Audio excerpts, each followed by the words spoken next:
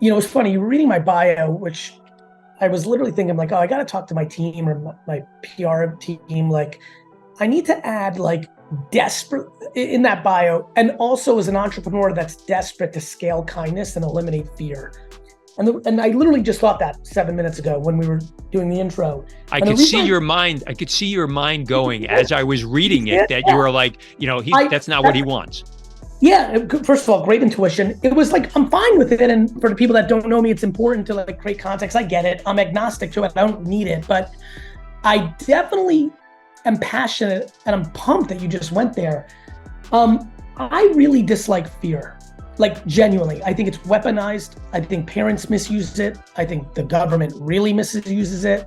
And I think it leads to a lot of anxiety and a lot of the things that all of us fear in society right now. I think we all fear suicide. I think we all fear, shootings at schools. I think we all fear, the separation we're getting from our neighbors on politics and religion and social issues. I even fear very aggressively the generational warfare that the world is pushing, Gen Z versus boomers.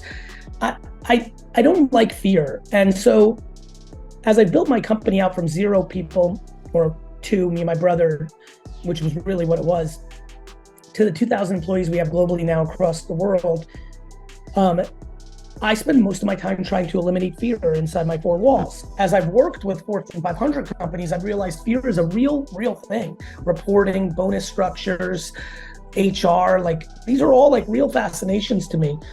And so, I just want the world to be happier. And I do think gratitude and accountability are 2 incredible places for the majority of people listening to this podcast that will speed up the process of eliminating their anxiety and making them happier hour by hour, day by day. Accountability is a big one because I think we point fingers too much. It's my boss's fault. It's the Republicans' fault. It's the Democrats' fault. It's my parents' fault with how they've, raised me. And all of them can be grounded in micro truths, but the most macro truth is you're in control. You can go to therapy. You can quit, you can take a financial step back to leave a bad job. You can do a lot of things as a human being, especially, by the way, this is important contextually, Mark, anyone who's listening to this podcast from your or my circles, if you have the time to listen to this podcast, it means you have the capacity for change. Do you know what I mean? Like nobody in a 3rd world country that doesn't have electricity is listening to this podcast. Do you know what I mean? Or access to clean water, which 750 million people on Earth. I'm on the board of Charity Water. 750 million people, Mark, do not have access to clean water on Earth. Wow.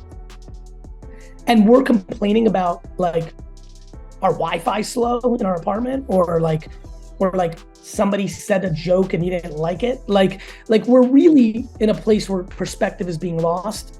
We're looking for headaches. We're looking to get into conflict right now. We're just in this weird spot. And I get it. I'm deeply empathetic. I'm so empathetic that it drives content like gratitude. Like, how about instead of what sucks right now, how about what you're thinking about what's good? Like, I had 4 to 5 things already. It's 1:46 p.m. Eastern right now. I've had 4 to 5 things that a executive of a business could dwell on happen already today.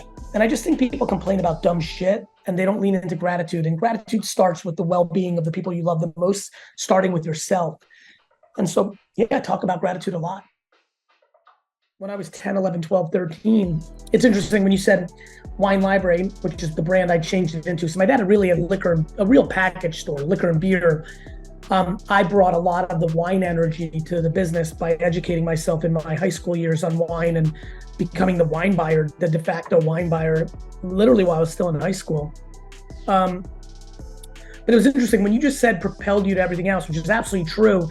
Where my brain went was selling trading cards, sports cards, in the JCCs and in the malls of New Jersey, the Holiday Inns and the fire stations between the ages of 11 and 14 really propelled me, no bullshit. And really even lemonade and shoveling snow and washing cars. Like, it's really interesting when I think about my career. It really does start at 7.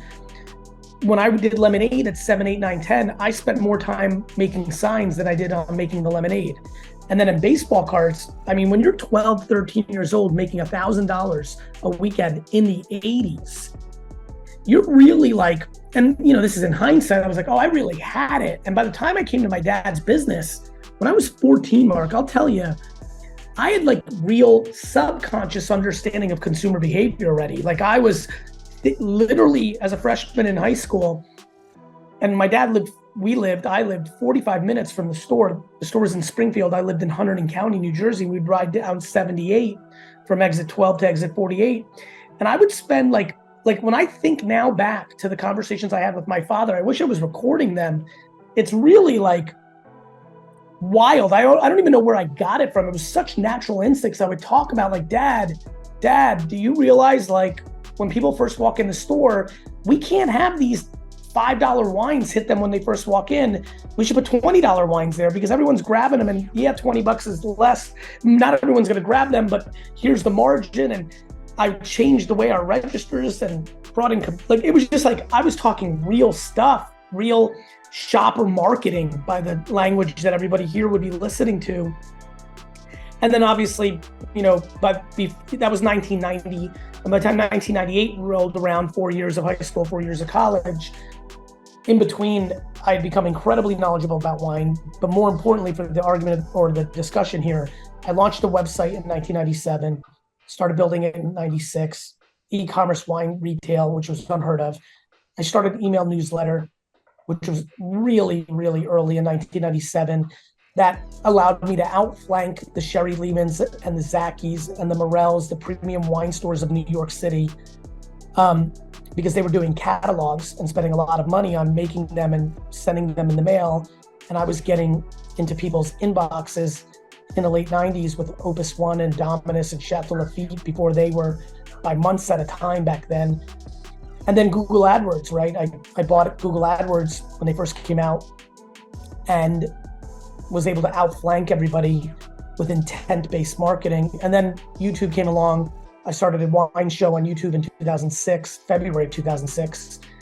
And that really propelled me and the business to another stratosphere. And, Wine Library became one of the largest independent wine retailers in America.